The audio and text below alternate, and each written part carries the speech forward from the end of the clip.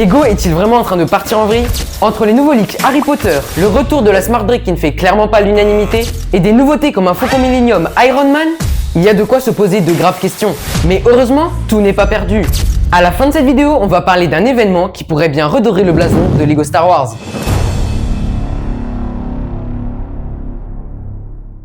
On va commencer par parler du Faucon Millenium. Il est prévu pour 2027. C'est franchement un des sets que je trouve le plus inutile de cette gamme. C'est vraiment débile, je trouve, qu'ils sortent ça.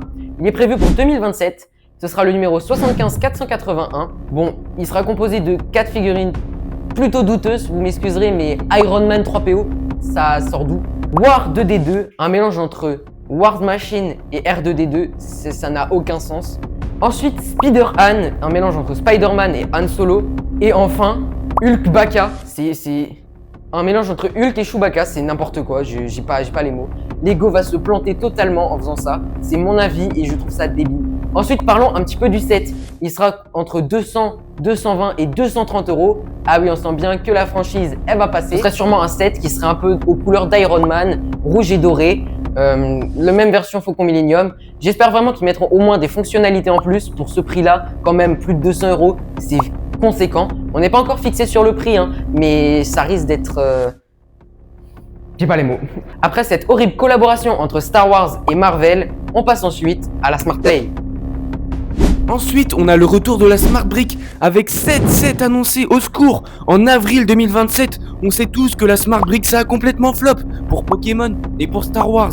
Là, on aurait énormément de sets sur le sujet alors que Lego sait complètement que ça a totalement flop. Donc on aurait un Dark Vador TIE Fighter, un Luxe Red 5, un AT-ST Attack on Endor, encore un Faucon Millenium. Non mais Lego, vous abusez. Un Throne Room Duel, encore une fois. Et après, 2 sets encore inconnus. Honnêtement, pour moi, c'est ciao, je n'achète jamais ça.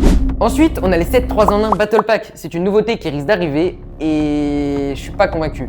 Imaginez un set qui coûterait quasiment 70 à 100 € avec 3 Battle Pack dans une même boîte. C'est débile, ça n'a aucun sens. Quand tu achètes des Battle Pack du même thème, c'est pour les avoir séparément, construire une armée.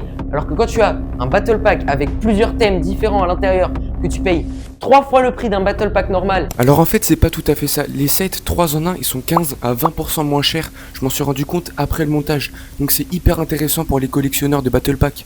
Et que Lego se fait encore plus de marge dessus. Imaginez la tête des sets.